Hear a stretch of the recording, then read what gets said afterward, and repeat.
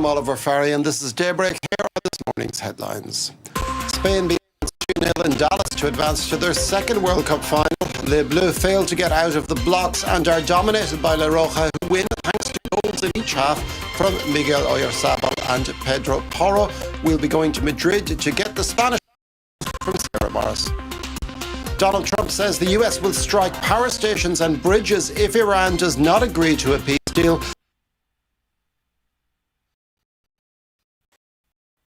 After a 4-day US strikes, Iran responds to with its own attacks on US military facilities in the Gulf. Firefighters have contained but not extinguished the wildfires blazing in Fontainebleau, south of Paris, which have burned through more than 2,000 hectares of forest. 2 men have been arrested on suspicion of deliberately starting the fires. And coming up in today's press review, Elitsa Gadeva will take a look at some French papers that discuss the country's divisive assisted dying bill as it reaches the end of its journey in the National Assembly.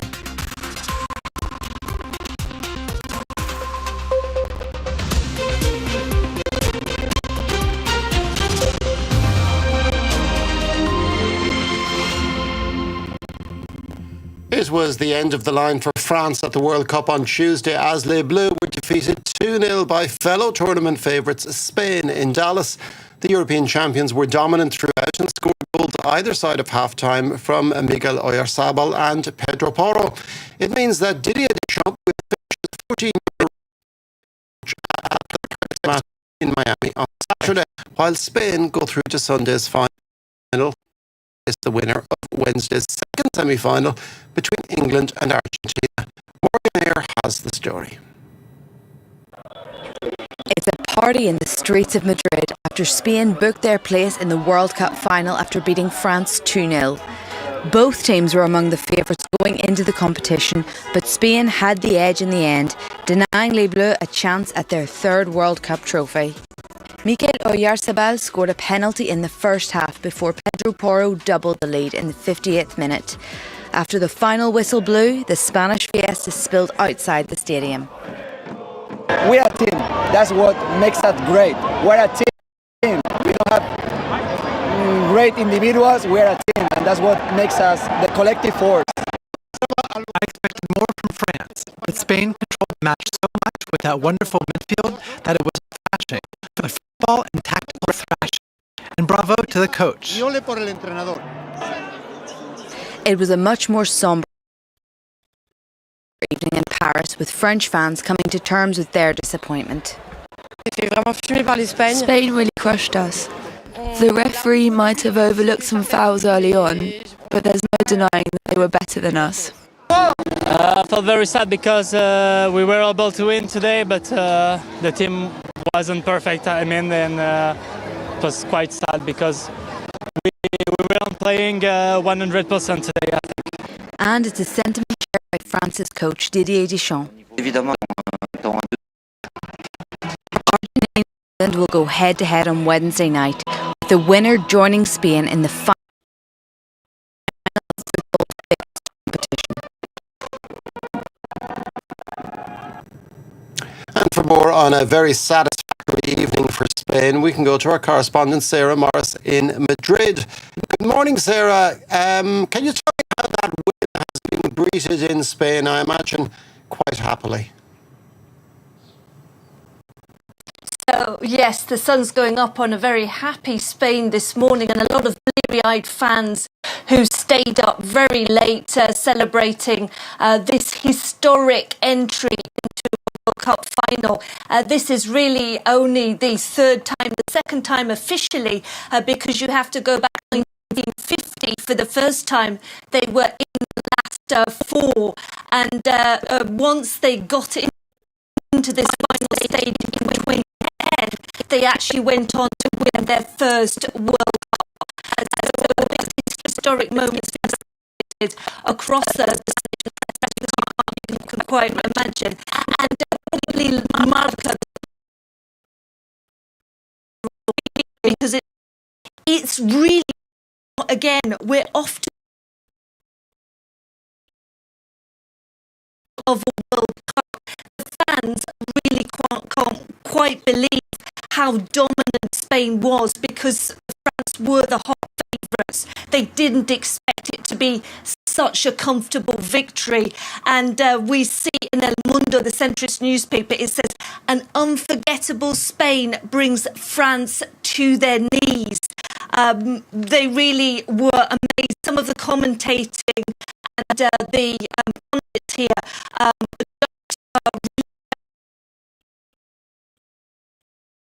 last night.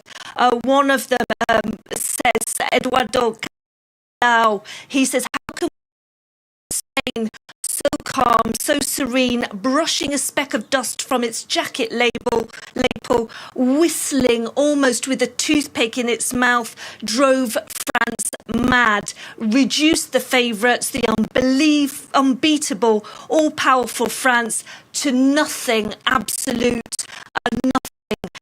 Gives you a flavour really of how unbelievable they found this victory, and lots of celebration of one man, Mikel Oyarzabal, who actually is now in the history books as a Spanish goal scorer. He now has 5 goals scored in this tournament, and the press are pointing out that that puts him close to the legends of Emilio Butragueño, the Madrid-born striker. He scored 5 goals in Mexico's World Cup back in 1986. And of course, David Villa, who was part of that golden generation, scored in the South Africa 2010. So up there with the greats, and they say he's a modest man, but my goodness, he has really done it for his team. Now, Spain will face either England or Argentina in Sunday's final in New Jersey. Which of the 2 potential opponents would Spanish people prefer? Well, I think the Spaniards are saying that either of those rivals will be tricky. If they meet England, they know that will be a rerun of the Euro 2024 final. They feel if they beat the team that time, they will do it again. There's a few pundits that are saying, let's make it Argentina. They are surely the best side, they say, and they have Lionel Messi potentially doing his last appearance in the World Cup, they feel. And of course, they know Messi of old. He spent 2 decades, well over 2 decades at Barcelona. He was the absolute hero. Really, a face-off between him and Lamine Yamal, the 19-year-old who is their star player, who's galvanised all those young fans. Thank you very much for that, Sarah Morris in Madrid. Now, the second World Cup semi-final takes place in Atlanta on Wednesday, where holders Argentina will face England. The Lionel Messi-inspired Albiceleste will be hoping to reach their 7th final, while the Three Lions are trying to get to their first in 60 years. England expect to welcome back Declan Rice after England. They will face Messi for the first time ever, not having played Argentina in 21 years. And it's a match that is likely to have plenty of needle, with the memory of Diego Maradona's hand of God goal in and the Falklands War hanging over proceedings. The United States launched a 4th consecutive day of strikes against Iran on Tuesday, with Central Command saying dozens of military targets had been hit near the Strait of Hormuz and in coastal areas of Iran. Tehran in turn said it has once again targeted US military installations in Kuwait and Bahrain. Donald Trump repeated his threat to strike power stations and bridges in Iran if the Iranians do not agree to a deal. Morgan Eyre has more. US strikes on Iran will continue until Donald Trump says otherwise. That's what the US president said as explosions were heard in several areas of Iran as the US hit the Islamic Republic for the 4th day in a row. This latest military action was to further degrade Iran's capabilities to attack commercial shipping in the Strait of Hormuz. The US also reimposed a naval blockade on all Iranian ports. While Trump backed down on his threat, the US would impose fees on all ships passing through the waterway. In return, he said Gulf countries would make investments into the US. He also threatened once again to target bridges and power plants if Tehran did not make a deal. Next week it gets really bad for them because next week comes the power plants, next week comes the bridges. We're going to knock out all their power plants, we're going to knock out all their bridges unless they get to the table and negotiate. The renewed American blockade provoked fury in Tehran, which has announced that it is no longer bound by the Islamabad Memorandum of Understanding. If the US thinks that by tightening its measures against us, its military actions and its economic blockade, that we will return to negotiations, it is making a mistake. Iran's Revolutionary Guards retaliated to the strikes and fired at US facilities across the Middle East in Bahrain, Kuwait and Jordan. The interim peace deal unravels and the clock is ticking to reach a final agreement. There are concerns of a return to an all-out war. The World Health Organization has warned the true extent of the Ebola outbreak in the Democratic Republic of the Congo could be 2 to 4 times bigger than official figures suggest. According to government data, the disease has infected nearly 2,000 people and killed over 700 since it was detected in mid-May. And frontline health workers in the affected region are threatening to strike over unpaid wages. Karis Garland reports. Burning tyres in protest and temporarily blocking access to dozens of health workers fighting Ebola briefly walked off the job, this to protest dangerous conditions and wages that haven't been paid for 45 days. We're burying people who have been in their homes for 4 days. You can see they died from Ebola. We're putting the bodies in plastic bags to protect ourselves. Staff at the centre in Rwampara in the northeast of the Democratic Republic of Congo agreed to go back to work the same day, but maintained their threat. The team set out their various demands and issued a 48-hour ultimatum, asking that their situation be resolved. A full will be called. The DRC's health ministry has acknowledged payment delays and assured the problem would be resolved. Frontline health workers are struggling to keep up with the spread of the virus, first detected mid-May. According to official figures, some 2,000 people have been infected, while more than 700 have died, including 35 healthcare personnel. On Tuesday, the World Health Organization said the true scale could be much larger. This is now the third largest Ebola outbreak ever. We think, with some of our support in modeling, that the scale of the outbreak is at least 2 to 4 times the number of cases that we have found. There is no vaccine or specific treatment available for the Bundibugyo strain. A clinical trial involving 2 treatments is currently underway. The death toll from last month's twin earthquakes in Venezuela has surpassed 4,700, while almost 17,000 people have been injured, according to an official report released Tuesday. But the United Nations estimates that some 50,000 people are missing following the June 24 quakes, during which hundreds of buildings collapsed and trapped people under the rubble. Venezuela's interim government will launch formal talks with some opposition members next month, more than 6 months after the US toppling of longtime leader Nicolas Maduro, the country's assembly speaker, announced on Tuesday. Meanwhile, the New York Times is reporting that the man who is really running Venezuela is US Secretary of State Marco Rubio, who has nonetheless developed an unlikely close relationship with interim President Delcy Rodriguez. We spoke earlier to our Washington correspondent, Fraser Jackson.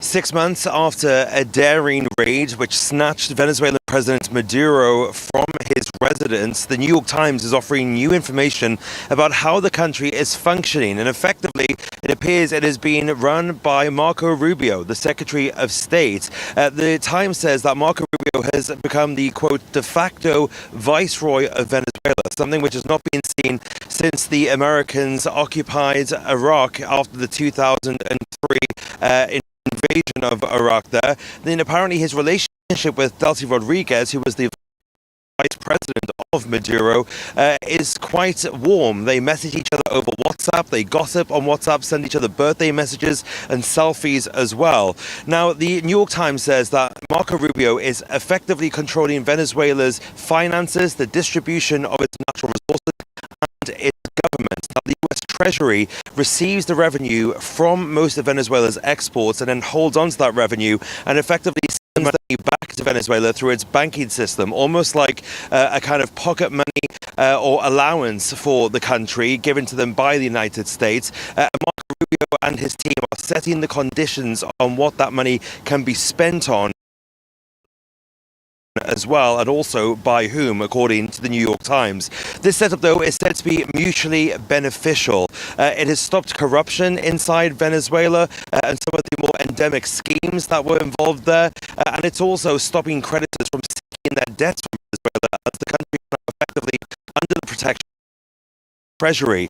It's also, though, giving Marco Rubio some control over the Vice President Rodriguez. Of course, he says his long-term goal while he was in the Senate was to restore democracy to parts of Latin America, but it appears that this is an altogether different kind of arrangement that we're seeing now from the US Secretary of State. But his long-term goal, that is said by the New York Times, is to secure Venezuelan oil for US interests.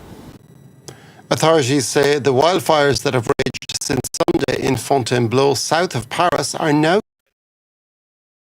extinguished. Police have arrested 2 men in connection with the fire. It is believed that several separate fires that were started simultaneously caused the blaze. Daniel Quinlan and our colleagues from France 2 have more. Tuesday morning, as the firefighting efforts continue, the hunt for arsonists intensifies. In the Fontainebleau forest, this team of is searching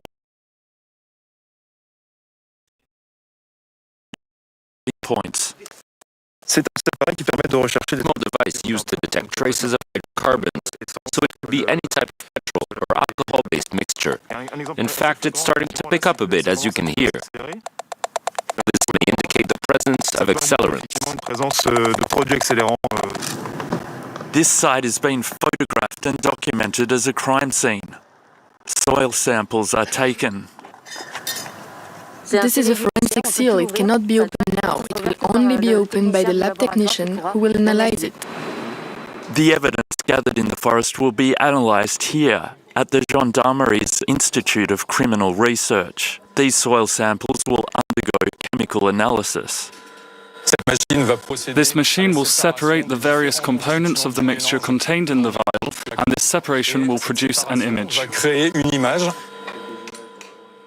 An image that could be crucial evidence of arson. Always a strong working theory given 10 simultaneous fires broke out on Sunday afternoon on both sides of this motorway. A theory now seemingly confirmed. Several people were arrested, including a volunteer firefighter and an 18-year-old with traces of soot on his hands. According to a local prosecutor, one suspect has admitted to starting a fire using petrol, along with a second who says he accidentally started a fire from throwing a cigarette butt. The criminal investigation is ongoing, and in the event of a fatality, the sentence could be life imprisonment. Look at the papers with Elitsa Gedeva. You're starting with some reactions to yesterday's World Cup semi-final from the French press. Yeah, Oliver, and as you can imagine, French papers are really disappointed. And actually, the 14th of July has been declared a day of national defeat. That's according to So Food paper here. And the paper also writes, that's what you call a rude awakening, and it really hurts. The paper says, well, everything was going so well. Yeah, it was going until it wasn't. Moving then to Aujourd'hui en France, that writes that expectations are premeditated regrets. Aujourd'hui en France writes that the dream was so big and the sadness is now even bigger. And Didier Deschamps' team really shared all of this with us. And then L'Equipe here says that by looking at the sky too much, Les Bleus tripped over their own feet and their dream turned into a shooting star. L'Equipe writes that the players were outclassed in every aspect, unable to live up to their dreams, and the hope that in all of the French. And that's the French press. I imagine the mood is a lot better in what have the Spanish papers been saying? Yeah, que grandes, writes Mundo Deportivo. How great they are, especially Lamine Yamal, who is only 19 years old. The paper says that Deschamps' team arrived radiating an aura of power and invincibility. But if there was one team capable of winning, it was Spain, and they did it, writes the Sports Daily. It also praises the magnificent soccer, the impeccable attitude, and the total commitment of La Roja that managed to deliver a true masterclass in soccer. A lesson for the whole world, writes AS, which describes a thrilling match, a dazzling performance that sent Spain to its second World Cup final. And finally, La Marca here that says La Roja simply crushed Les Bleus, handing them a historic thrashing. And the paper thanked the players for last night's spectacle. Now, in France, deputies will vote today on the country's divisive assisted dying bill, one of Emmanuel Macron's flagship promises. What are the French papers saying? It's the front page here of a left-wing paper, Libération, welcomes the adoption of what it defines as a major societal reform, supported by the majority of the French people, according to the paper. And it says that this vote will be relief for many people suffering from incurable illnesses and who are in great pain, but also for their loved ones. And then right-wing paper Le Figaro opposes the bill. It says that it divides both the executive branch and the French public. L'Opinion here reports on the hesitations emerging among the lawmakers who are aware that they are living through a historic moment. And finally, I want to show you this front page here by Catholic paper La Croix. It actually interviewed 9 prominent lawmakers who are against the bill, and it included here their quotes and their thoughts. So I want to read you one of these quotes that says, "Fighting suffering can never mean eliminating the sufferer. No one should have to choose between suffering and dying." And finally, you've found some news about the pop star Dua Lipa. That's right. That's her here in The Guardian. Dua Lipa called the Albanian protests against the Jared Kushner-backed resort inspiring. And the paper says that the Flamingo Revolution has won its most prominent supporter yet. And the paper reminds that Lipa was actually largely Albanian, so she feels strongly connected to that region there. But unfortunately, the Flamingo Revolution is not the only one that she's leading. The Washington Post writes that cigarettes are back in vogue. And it's exactly stars like Dua Lipa and Gracie Abrams who are at the front line. And the paper says that if you ask, are cigarettes back, some people will tell you that they never left. But the attitude towards cigarettes has changed, writes the paper. And it gives some examples like, let's see if we can see here the cover page of Vanity Fair. A couple of weeks ago, we see Kylie Jenner lighting a cigarette, and as we know, she's one of the most famous influencers in the whole world. And Interview magazine also featured this picture of Hailey Bieber, who also has her own brand and is really well known in the social media world. And finally, Charli XCX, she really went viral online because she featured this cigarette tray during her wedding, for her wedding guests to have free cigarettes, basically. So the paper explains that people are really attracted to cigarettes because they feel very, very analog, like you're in an old Hollywood movie or in the 90s.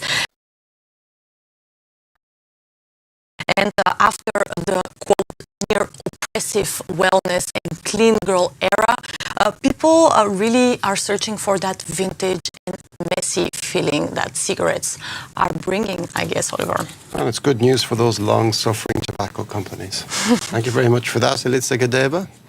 And that's all we have time for now, but do stay with us for more news coming up on France 24.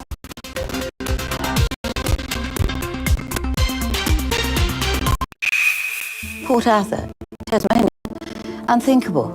We had no idea that there was going to be such a catastrophe, such a slaughter. On April 28, 1996, the Port Arthur massacre left 35 people dead. I will not retreat an inch from the national responsibilities I have in relation to this whole issue. Not an inch. 30 years later, a new shooting reignited the debate. Two gunmen opened fire. Mass shooting after mass shooting. It's always the gun. What do the anti-gunners want? A totally firearm-free Australia? Criminals will always be able to get a 3D printed pistol. Gun laws are not set and forget.